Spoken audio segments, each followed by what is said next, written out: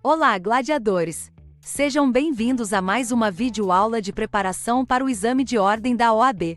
Hoje vamos falar sobre um tema essencial para quem está estudando para a prova: as fontes do direito eleitoral. Esse é um assunto fundamental, e a compreensão clara dessas fontes pode te ajudar a conquistar pontos preciosos na sua prova. Vamos lá? O direito eleitoral, assim como outras áreas do direito, tem suas fontes de normatização, ou seja, de onde surgem as regras e diretrizes que organizam a atuação no campo eleitoral. Essas fontes são divididas em dois grupos principais: as fontes diretas e as fontes indiretas. Vamos ver cada uma delas com mais detalhes.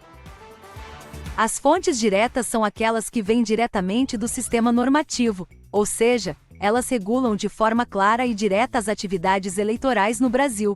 São normas, leis e diretrizes que devem ser seguidas à risca pelos candidatos, partidos e pelo próprio judiciário eleitoral. Entre as principais fontes diretas do direito eleitoral, podemos destacar a Constituição Federal, que traz os princípios fundamentais, os direitos políticos e a estrutura do Poder Judiciário. Além disso, temos as leis federais, que são de competência exclusiva da União para legislar sobre matéria eleitoral. Há também as resoluções editadas pelo Tribunal Superior Eleitoral, TSE, que têm força de lei e são essenciais para a fiel execução das eleições. Outras fontes diretas são as súmulas do TSE, que orientam as decisões dos tribunais eleitorais, e as consultas ao TSE e TREs, que podem ser feitas por autoridades públicas para esclarecimento sobre questões eleitorais, desde que não envolvam casos concretos. As leis federais podem ser ordinárias ou complementares, e são essas leis que estabelecem as regras para a condução das eleições no Brasil. A Constituição Federal, por exemplo, em seu artigo 22, atribui exclusivamente à União a competência para legislar sobre direito eleitoral, e nem pode ser editadas por medidas provisórias. As resoluções do TSE são outro ponto de atenção. Elas têm força de lei e são emitidas para garantir o cumprimento adequado das eleições.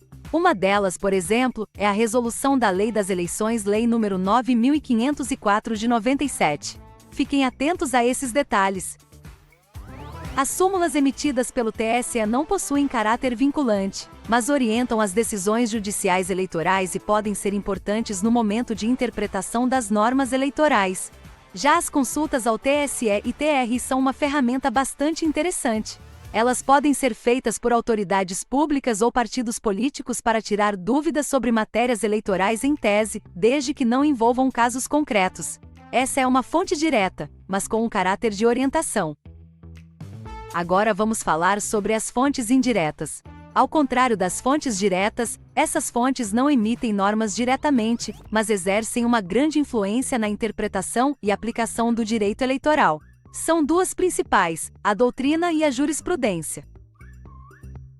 A doutrina é o estudo realizado por juristas e estudiosos do direito que ajudam a interpretar e organizar o pensamento sobre normas eleitorais. Ela é essencial, principalmente para consolidar o entendimento teórico das questões. A jurisprudência, por sua vez, é formada pelas decisões reiteradas dos tribunais. Em matéria eleitoral, a jurisprudência é particularmente dinâmica, já que o mandato dos ministros das cortes eleitorais é de apenas 2 anos, e a jurisprudência pode se modificar a cada mandato. No direito eleitoral, a jurisprudência é bastante relevante, e como mencionamos, pode sofrer alterações em prazos curtos. A cada 4 anos ou até menos, é possível ver mudanças de orientação, o que torna essa fonte indireta muito viva e em constante evolução.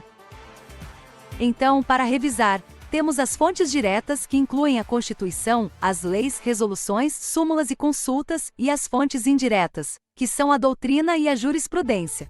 É essencial que vocês conheçam e entendam bem essas fontes, pois elas são a base de todo o funcionamento do direito eleitoral no Brasil. E chegamos ao fim dessa videoaula.